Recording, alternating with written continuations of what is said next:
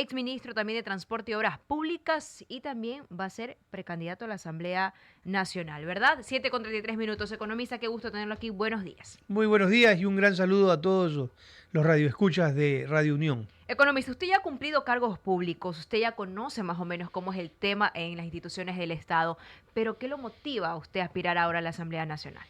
Bueno, creo que hay una opinión generalizada en el país de que la Asamblea Nacional es una institución con una imagen destruida, deteriorada, con espectáculos públicos que avergüenzan a los ciudadanos, pero sin embargo debemos de entender de que el primer poder del Estado es justamente la Asamblea Nacional. No lo es el Ejecutivo, no lo es el presidente, sino la Asamblea. ¿Y por qué lo es la Asamblea? Porque en la Asamblea están representados todos los movimientos políticos, están representados todos los grupos humanos que participan en elecciones y que alcanzan un escaño, están representados no solamente una tendencia como pasa en el caso de la presidencia. Y desde la Asamblea se puede construir mucho una legislación que nos permita progresar, que nos permita alcanzar desarrollo. Al final del día, cuando uno piensa por qué tenemos un Estado para poder alcanzar desarrollo para los ciudadanos en el aspecto económico, en el aspecto social, para que puedan tener mejores días, tener bienestar, y bienestar obviamente significa tener seguridad, tener empleo, tener la posibilidad de generar un negocio sin que esto sea amenazado por delincuentes, que podamos usar con eficiencia a través de la fiscalización que le hace la Asamblea al Ejecutivo, que se pueda usar con eficiencia los recursos públicos que tiene el país, que vienen a través de los impuestos que pagamos todos y obviamente la explotación de recursos naturales, específicamente petróleo en el caso del Ecuador. Entonces tenemos que estar en la Asamblea para poder, primero, proponer leyes que ayuden a mejorar las situaciones de crisis que estamos viviendo en el país, pero leyes reales que tengan impacto real, no esas leyes que se aprueban con bombos y platillos, como la de no más apagones, y sin embargo seguimos teniendo apagones, sino leyes que realmente tengan una capacidad pragmática de cambiar los resultados que vivimos y una función de fiscalización, porque vemos que, al menos en la provincia del Guayas, pagamos muchísimos impuestos. Somos de las provincias que más impuestos pagamos.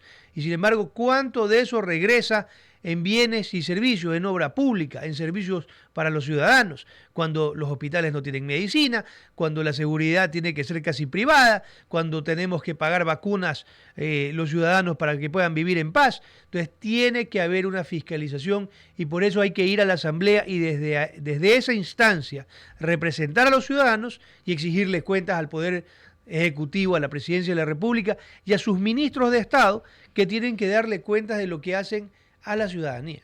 Pero ¿quién garantiza eso, economista Gabriel Martínez? Porque esto lo venimos escuchando de casi siempre cuando estamos a puerta de una elección, especialmente en el tema de elegir asambleístas. Es el mismo discurso, y perdóneme que le diga, usted también es un hombre que lee mucho, pero usted ha dicho una asamblea de otros, con otras condiciones. El día lunes acabamos de ver que una asamblea que tocó fondo, precisamente con una forma de que no le gusta a la ciudadanía, el golpe, el grito, los insultos. Pero ¿cómo cambiamos esto? Porque permanentemente se vienen dando este tipo de situaciones, economista, y no se va en la línea de lo que usted acaba de decir, de ir a hacer leyes. ¿Cómo cambiamos esto? Esto es lo que a la ciudadanía no le disgusta realmente. Yo le voy a decir cómo lo cambiamos, escogiendo mejor.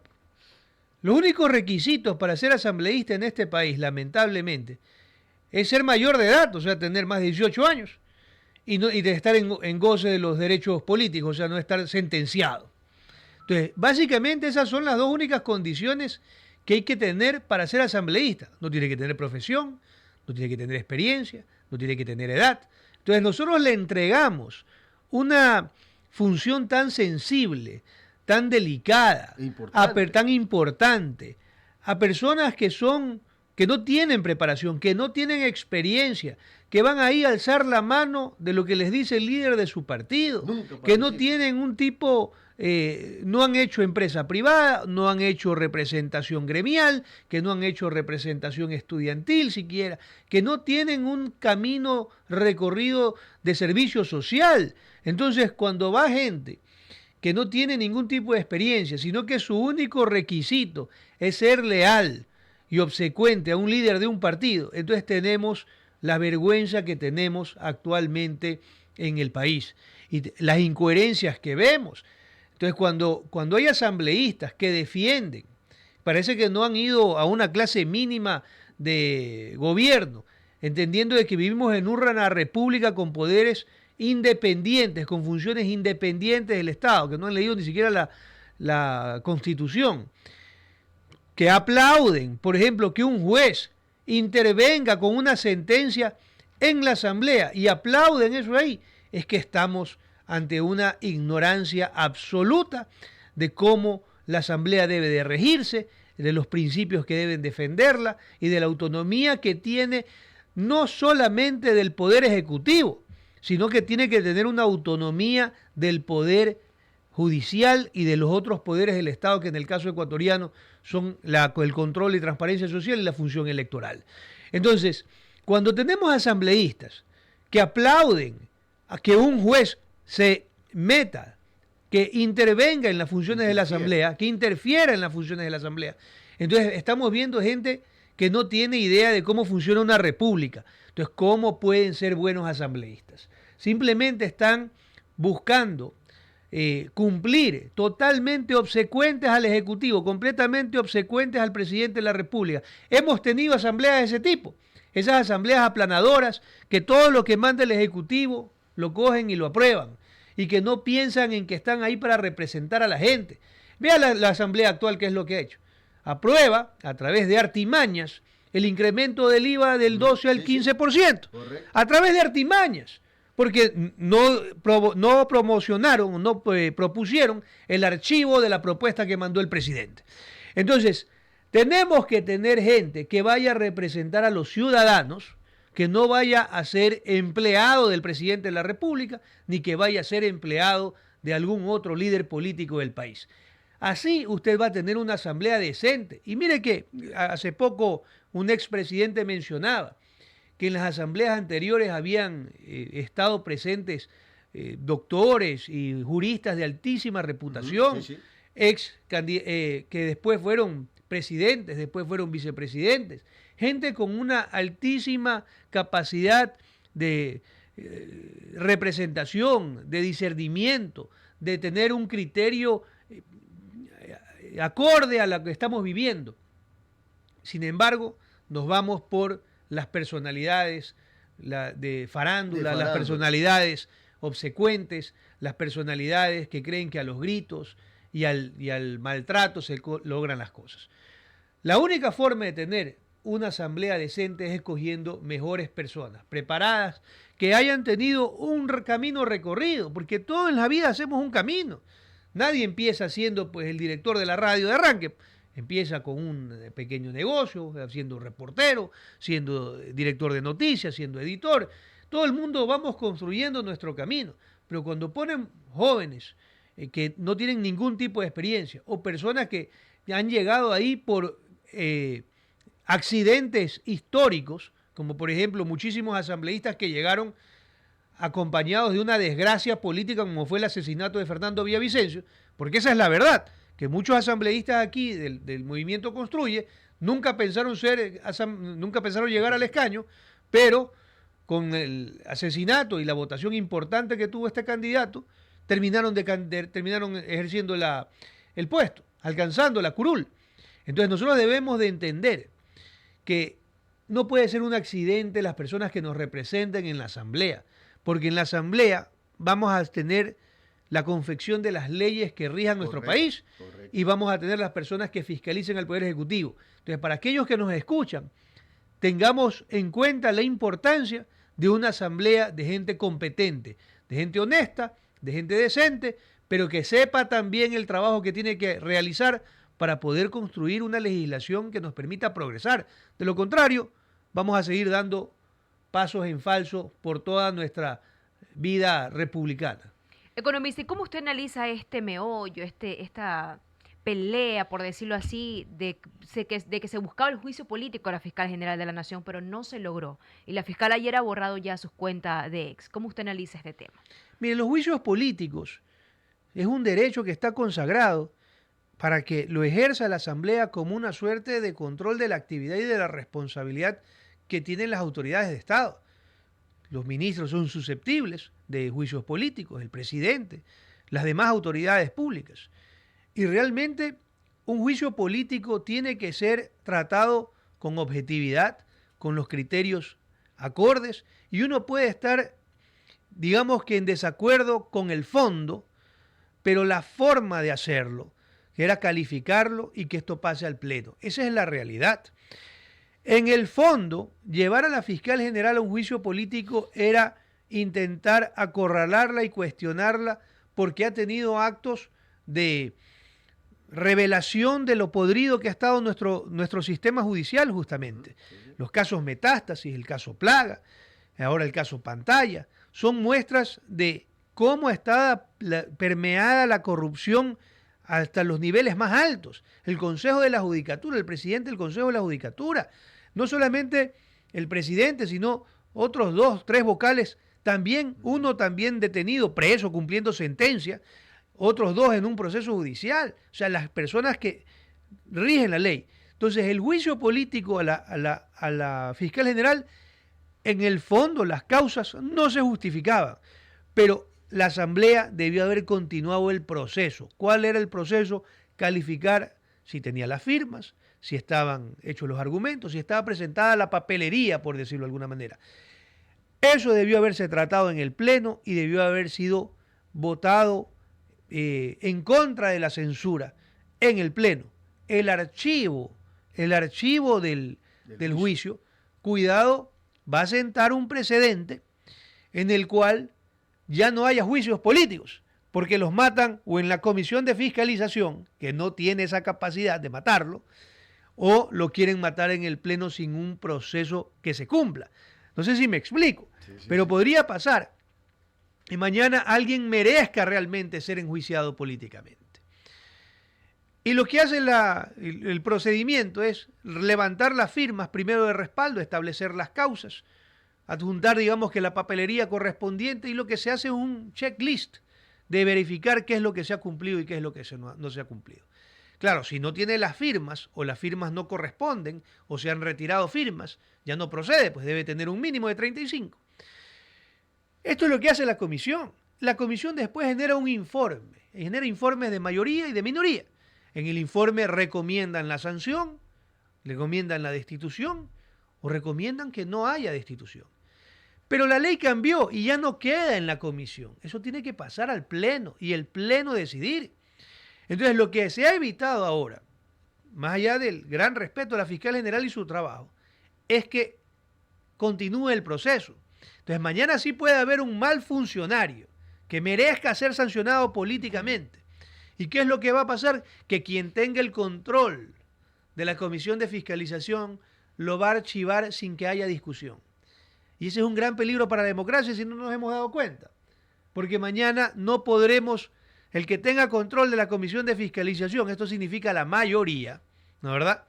Podrá archivar, no archivar, o el que tenga, y luego llevarlo con este otro esfuerzo de intentar darle más legitimidad, porque eso fue lo que intentó hacer luego el presidente Kronfle, darle más legitimidad, haciendo que el Pleno vote por el archivo. Por eso es Entonces, pero sin que pase por el proceso de presentación de pruebas, de cargos, de que no haya una defensa, un descargo. Entonces no se dio el juicio. Y esto es grave. Esto es grave porque, mire, pudo haber pasado con cualquier otro juicio político que simplemente se pongan de acuerdo ciertas facciones para que no se dé el acto como tal.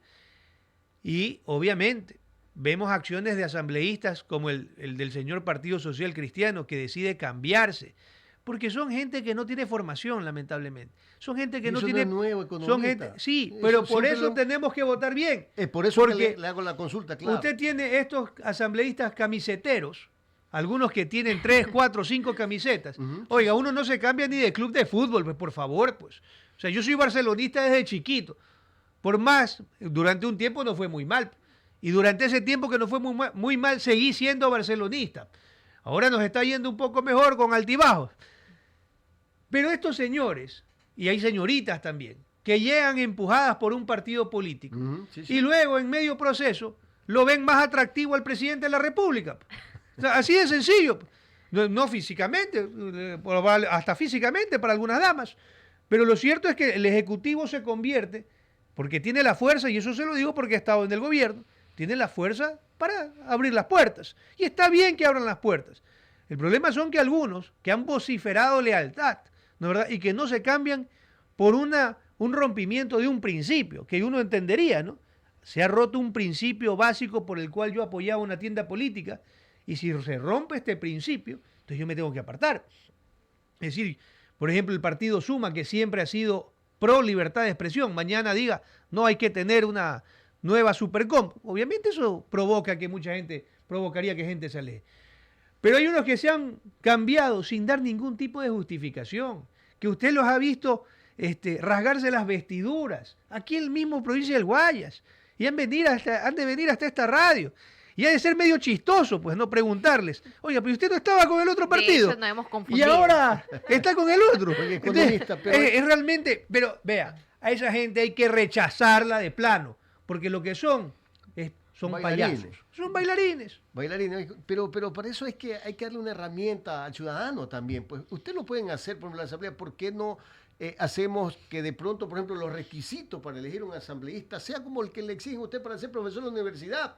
¿Qué tiene que ser para ser profesor? PhD, magíster, ¿verdad? Correcto. Entonces debe ir en esa línea una reforma también para aquellos que se cambian de camiseta, que si se cambia, inmediatamente sean, ¿qué le digo?, destituidos como asambleístas. Hay mecanismos porque esto permanentemente se viene dando. ¿Usted no cree que pueden ir en esa línea también? Esta última asamblea estaba tratando justamente una ley Reforma. una reforma a la ley para que aquellos candidatos que se cambien de camiseta sean sancionados y pierdan la curul. Es que esa es la Lo única cual manera de... debe de apoyarse y debe de continuarse en la próxima asamblea. Los requisitos también deberían de cambiarse, pero eso tiene que entrar a una profunda reflexión y a un profundo trabajo, pero debería de exigirse primero, por lo menos, tener un título universitario, pues. O sea, si hay que ir cumpliendo requisitos, quiere ir a hacer leyes, tiene que tener una preparación Perdóneme, académica, claro, así no es. simplemente haber terminado una escuela, que es lo mínimo. Entonces, hay que mejorar y para eso hay que entrar a la asamblea y los ciudadanos tienen que entender que no hay que votar por el más simpático probablemente, ¿no? O el más alegre o el más de chistoso, ojitos azules. sino, claro, o el más pintero, pues, sino, o la más guapa. La más bonita. Hay que votar por aquellos que han tenido una experiencia en el ejercicio privado, en el ejercicio público, que podemos caminar por nuestras calles tranquilos, sin tener ningún tipo de problema. Afortunadamente, gracias a Dios, yo puedo hacerlo. Y que obviamente queremos regresar, porque entendemos que el país está mucho peor que hace 3 años. Cuando terminó el gobierno del cual yo fui parte, la situación no estaba así de grave y habíamos pasado una pandemia mundial que destruyó la economía de muchísimos países. Esto de aquí se ha venido deteriorando y por más de que el gobierno nacional diga, no es que hemos bajado las violencias, sí, pero va a ser el 2024 el segundo año más violento de los últimos 10 años. El primero, el 2023. Entonces, los últimos 10 años, el segundo año más violento va a ser el 2024. Esa es la realidad. Entonces, cuando se habla de que se ha cambiado y hay más vacunas en los barrios y usted va y camina y le pregunta a la gente qué problemas tienen. Tengo un problema de que nos piden $2 a la semana para poder vivir en mi casa. Entonces, usted dice, aquí no hay Estado, pues. Aquí no hay un gobierno que detenga estas situaciones, pues. ¿Y cómo cambiamos eso? Por ejemplo, usted, el candidato del cual partido usted va a participar es el señor Jan Topic. Por ejemplo, ¿qué han conversado? ¿Qué es lo que él propone en ese sentido? ¿Cómo hacerle frente a este problema de la inseguridad? Vea, Economista Gabriel Martínez. Jan Topic propuso un plan muy completo en cuanto a seguridad que partía de una situación clave para controlar el ingreso de drogas, el ingreso de armas, controlar la frontera. Si usted no controla nuestra frontera norte y nuestra frontera sur, por ahí permea droga que termina siendo exportada por nuestros puertos. Por ahí permea personas irregulares, por ahí personas, claro, migrantes que buscan mejores días, pero también un montón de criminales. Ujú, sí, sí. Por ahí permean armas, porque nosotros no tenemos abierta la importación de armas, pues. Entonces la única forma de que entren esos fusiles es a través de la frontera con el Perú, pues. Entonces, si usted deja, porque este gobierno no ha hecho ningún esfuerzo por controlar las fronteras. Lo que él dijo como primer punto de su plan, controlar las fronteras, con tecnología, pues son fronteras muy extensas, con tecnología, con drones, con sensores, con destacamentos militares cada cierto tiempo que puedan permitir un patrullaje adecuado. Y de esa manera blindar que entre droga, blindar que entren armas y corta la cadena de suministros El ingreso de la estas droga. bandas delictivas que no es que pueden ir no es aquí como Estados Unidos que pueden ir a un centro, a un supermercado a comprar armas. No, aquí tienen que traerlas de manera ilegal. Entonces, si usted controla esas fronteras, comienza a cortarle el suministro de recursos a estas bandas. Cuando usted pone tecnología en los puertos, que esto no lo ha hecho tampoco este gobierno, y tampoco lo hizo el del señor Lasso. Escáneres en los puertos para que toda la carga contenerizada sea revisada, no un porcentaje, el 100% sea revisada por escáneres con personas que estén remotamente, no en el puerto de Guayaquil, no en los puertos de Guayaquil, sino remotamente en Carchi, en Latacunga, en cualquier parte del país, revisando y diciéndole, este tiene algo raro, ábramelo en este momento. No, ábramelo en este momento. Con eso usted comienza a combatir de manera eficiente el narcotráfico con tecnología, tener mejor equipada la policía, pero de verdad, pues. Vea, aquí es tan grave el asunto, que el alcalde de Guayaquil les presta camionetas y combustibles a los militares, a los policías para que hagan sus recorridos. Esa es la verdad. Y que por la pelea política que tuvieron con el presidente, resulta que ya no quería recibirle las camionetas. Pues. Ujú, sí. ¿Afectando a quién? A los ciudadanos. Entonces, tiene que darle en verdad los recursos y para eso es tener decisión política y trabajar con instrucciones claras. Y eso es lo que propone el candidato y lo vendrá a exponer ya en el momento cuando sea pertinente. Economista, tenemos una participación de una amiga o amigo oyente. Buenos días, adelante con su pregunta. Sí, buenos días. Muchas gracias por la oportunidad. Mire, estoy leyendo en el periódico de ayer algo muy preocupante. Dice que los presos desde las cárceles siguen ordenando, es decir, tienen celulares. ¿Cómo es posible esto con la presencia de militares? El mismo periódico lo dice, los militares se están corrompiendo ya en las cárceles. ¿Qué se puede hacer al respecto? Muchas gracias. 7:56 minutos. Mire, y aquí vale una gran pregunta y vale la pena comentarlo. En campaña, no sé si ustedes recuerden que Jan Topic fue a la penitenciaría del litoral, a los exteriores, y puso un inhibidor de señal. Se subió ahí. Subió, puso un inhibidor de señal y les quitó toda la señal de celular a toda la gente del sector que está en la penitenciaría litoral y en el recinto penitenciario, porque ahí está La Roca, ahí está la Regional 4, ahí está la cárcel de mujeres. Entonces es un tema de decisión y también de reducción de la intervención de personas. ¿Qué es lo que tiene que existir? Es tecnología. Tiene que existir tecnología para abrir las puertas, para cerrar las puertas, para que la interrupción humana sea la menor posible y claro. que los guardias penitenciarios, los guías penitenciarios, que son los que deben de estar ahí cerrados, sea gente de un mejor nivel, haya suficiente cantidad de guías penitenciarios, porque ahorita la relación está completamente desproporcionada. Debería existir un guía penitenciario por cada 10 recluidos. Ahorita tenemos un guía penitenciario por cada 150 recluidos. Entonces, de esa manera no se puede tener el control.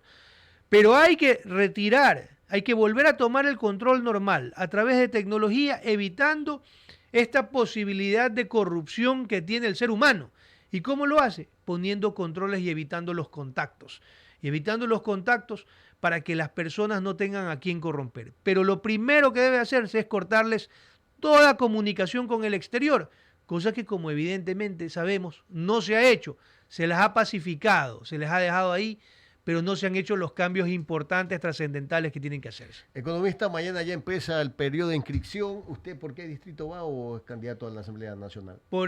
Vamos a la Asamblea Nacional por el Distrito 2, aquí en la provincia del Guayas. Distrito 2. Correcto. Con Jan Topi. Vamos a ir, estamos en esta lista, empezaremos el proceso de inscripciones, ya hicimos la democracia interna, hay un gran grupo de jóvenes profesionales, gente con experiencia, gente con trayectoria en el sector privado, gente con trayectoria en el sector público. Lo cierto es que hay una gran preocupación de cómo está el país. Crisis de inseguridad, crisis energética, crisis económica. Usted ve la cantidad de jóvenes que buscan empleo y que no lo pueden encontrar y que no les queda más opción que emigrar. Y tenemos que entender de que queremos recuperar nuestra patria para nosotros.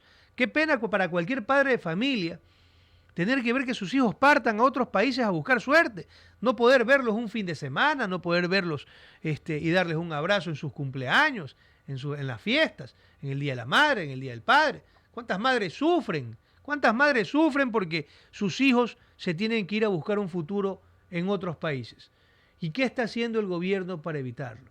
Lo único que se puede hacer es tener el entendimiento de que hay que hacer los cambios pertinentes en el Ejecutivo. Gente con experiencia, con decisión, que ejecuten los presupuestos. Cuando usted ve el nivel de ejecución presupuestaria es bajísimo.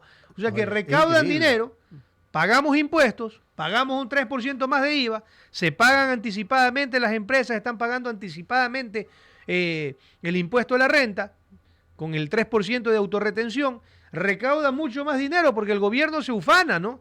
Hemos recaudado mucha más plata. Claro, ¿cómo no vas a recaudar si subiste 3 puntos más el IVA? Pero ¿dónde está esa plata, pues? Como decía, ¿dónde está? Pero si tienen atrasados los proveedores. Entonces, ¿qué están haciendo con esa plata? Porque deberían de ponerla en obra pública. Usted no ve que han contratado media obra pública. O sea, lo que se celebran porque ponen puentes Bailey. Entonces, cuando usted ve que están sacándole más plata al ciudadano, pero no estamos recibiendo más servicios, entonces uno tiene que decir, ¿para qué pago? Y entonces hay que ir a la asamblea y hay que pedir cuentas siempre, sea el ejecutivo que sea, pedirle cuentas de qué se hace con el dinero de los guayacenses. Nos preguntamos cuánto nosotros le entregamos al gobierno central y cuánto nos lo devuelven obras. Entonces, esas preguntas y esa exigencia hay que hacer, porque nosotros como provincia aportamos muchísimo al país. ¿Qué tanto de ese aporte recibimos de vuelta en obra y servicio? Muy, muy poco. Perfecto. 8:01 a.m. Le agradecemos al economista Gabriel Martínez, exministro de Gobierno y ahora precandidato a la Asamblea Nacional Distrito 2 en Guayas. Gracias, economista. Que tenga excelente día. Hacemos... Por suma. Sí, correcto, por Zoom.